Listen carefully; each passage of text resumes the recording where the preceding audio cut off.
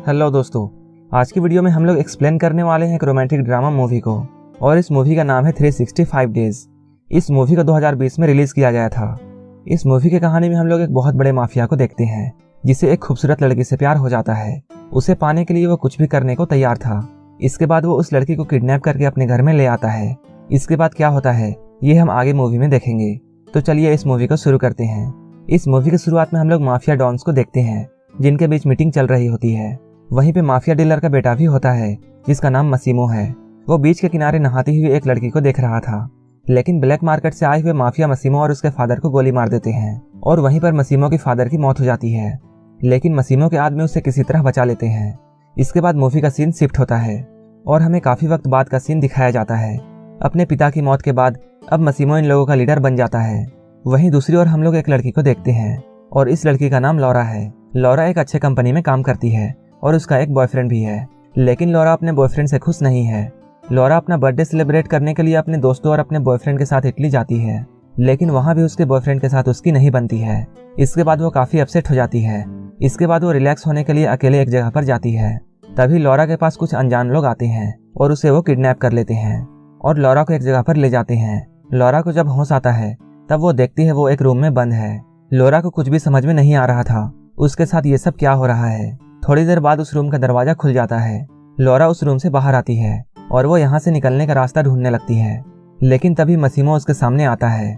मसीमो को अपने सामने देखकर लौरा उससे पूछती है, तुम कौन हो और तुम मुझे यहाँ लेकर क्यों आए हो। मसीमो उससे बोलता है, तुम शांत रहो, मैं तुम्हारे सारे सवालों का जवाब दूंगा। इसके बाद मसीमो उसे सारी बात बताता है। वो लौरा से कहता है, मेरा तुमसे मिलना एक सपने की तरह है।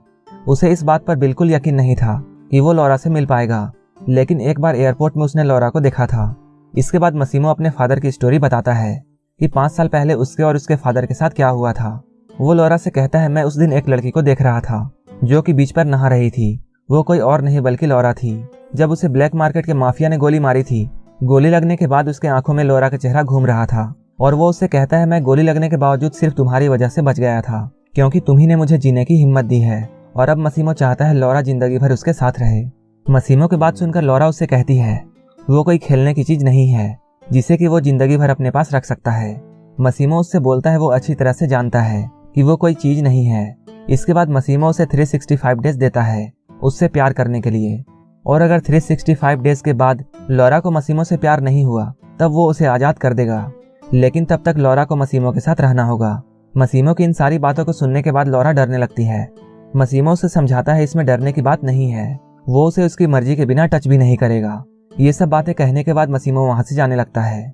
मसीमो के वहां से जाने के बाद लौरा वहां से भागने की कोशिश करती है, लेकिन लौरा पकड़ी जाती है।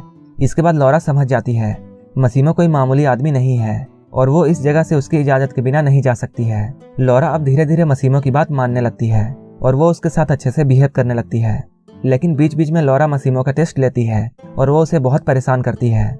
वो मसीमो को पहले तो सेड्यूस करती है, लेकिन मसीमो जैसे ही उसके करीब जाने की कोशिश करता है वो उसे अपने से दूर कर देती है।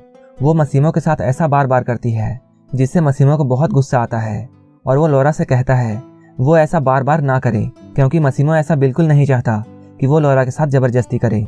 मसीमो अपने वादे के मुताबिक लौरा को टच नहीं करता है, लेकिन साथ रहते हुए धीरे धीरे लौरा उसकी तरफ अट्रैक्ट होने लगती है।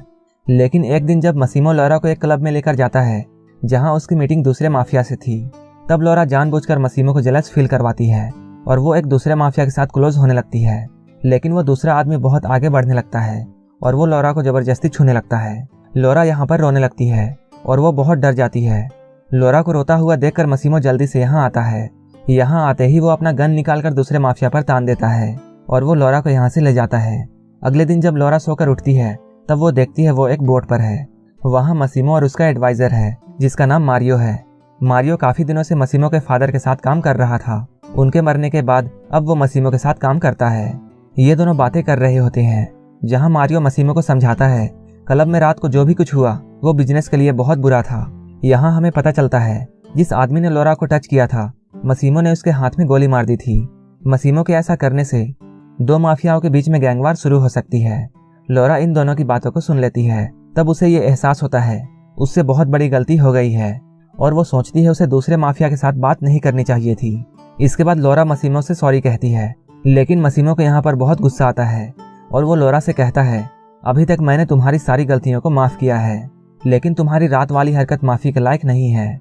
मसीमो की यह बात सुनकर लोरा को भी बहुत गुस्सा आता है और इन दोनों में लड़ाई शुरू हो जाती है। इन दोनों में लड़ाई चल ही रही होती है, तभी लोरा का पैर फिसल जाता है और वो बोट से नीचे पानी में गिर जाती है।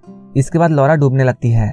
लोरा को डूबता हुआ देख मसीमो भी तुरंत पानी में छलांग लगा देता है और वो लोरा को बचा लेता है।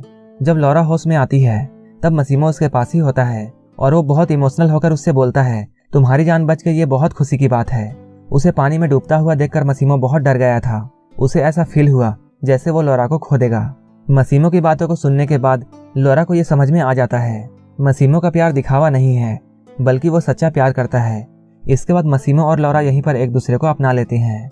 ये दोनों यहाँ पर इंटीमेट होते हैं। इसके बाद वो लोरा को आज़ाद कर देता है और उसे जाकर अपनी फैमिली से मिलने के लिए कहता है, क्योंकि अभी उसे कुछ बिजनेस का काम करना है। जब उसका काम खत्म हो जाएगा तब वो उससे आकर मिलेगा। मसीमो की बातों को सुनने के बाद लोरा को बहुत बुरा लगता है और वो सैड हो जाती है, लेकिन वो मसीमो की बात मानकर वहाँ से चली जाती है। इसके बाद वो लौटकर अपने दोस्त के पास आती है और वो अपनी सारी स्टोरी अपनी दोस्त को बताती है। अब वो अपने दोस्त के साथ ही रहने लगती है। लोरा को इस बात का यकीन था कि मसीमो जल्द ही उसे लेने के लिए आएगा, लेकिन ऐसा नहीं होता है। धीरे धीरे काफ़ी दिन बीत जाते हैं, लेकिन मसीमो लौटकर लोरा के पास नहीं आता है। ऐसा लगता था जैसे मसीमो लोरा को भूल चुका है। लोरा को मसीमो की बहुत याद आती थी। जब उसकी दोस्त लोरा को सैड देखती है तब वो उसे बाहर घुमाने के लिए ले जाती है। दोनों एक क्लब में जाते हैं। ये दोनों उस क्लब में काफ़ी मस्ती करते हैं। लोरा वहीं पर अपने बॉयफ्रेंड से मिलती है। उसका एक्स बॉयफ्रेंड उसके पास आता है और उससे बातें करने की कोशिश करता है, लेकिन लोरा उससे फिर से बहुत परेशान हो जाती है और वो क्लब से बाहर जाने लगती है।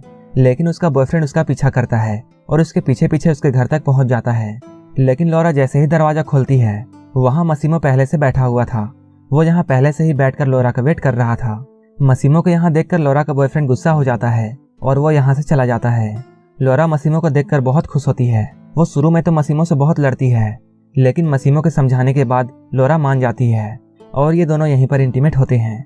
लोरा जब मसीमो के शर्ट को उतारती है तब वो उसके बॉडी पर गोली का निशान देखती है।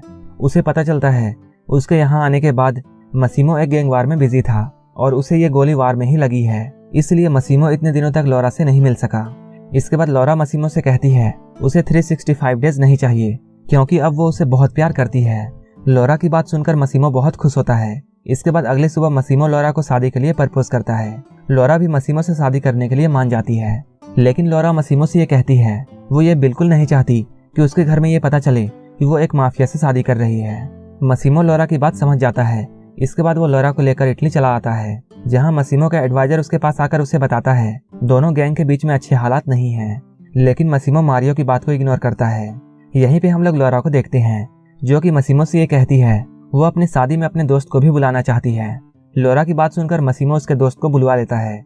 लोरा की दोस्त जैसे ही इटली पहुंचती है, लोरा उसे रिसीव करने के लिए जाती है। जब ये दोनों रिटर्न हो रहे होते हैं तब लोरा अपने दोस्त को बताती है कि वो प्रेग्नेंट है, लेकिन अभी तक उसने ये बात मसीमो को नहीं बताई है। लोरा की बात जैसे ही उसकी फ्रेंड सुनती है, वो लोरा से कहती है तुम्हें ये बात मसीमो को बतानी चाहिए। इसके बाद वो अपनी दोस्त की बात मानकर मसीमो को कॉल करती है। वहीं दूसरी तरफ हम लोग मारियो को देखते हैं, जिसके पास एक कॉल आता है। उस कॉल से उसे ये बात पता चलती है दूसरे गैंग के लोग लोरा पर हमला करने वाले हैं। ये न्यूज़ जैसे ही मारियो सुनता है वो जल्दी से मसीमो के पास जाता है, लेकिन उसके जाते हुए बहुत देर हो चुकी थी। इधर लोरा की गाड़ी एक टनल पर पहुंचती है। इसके बाद उसकी गाड़ी इस टनल में घुसती है, लेकिन वो टनल से बाहर नहीं आती है।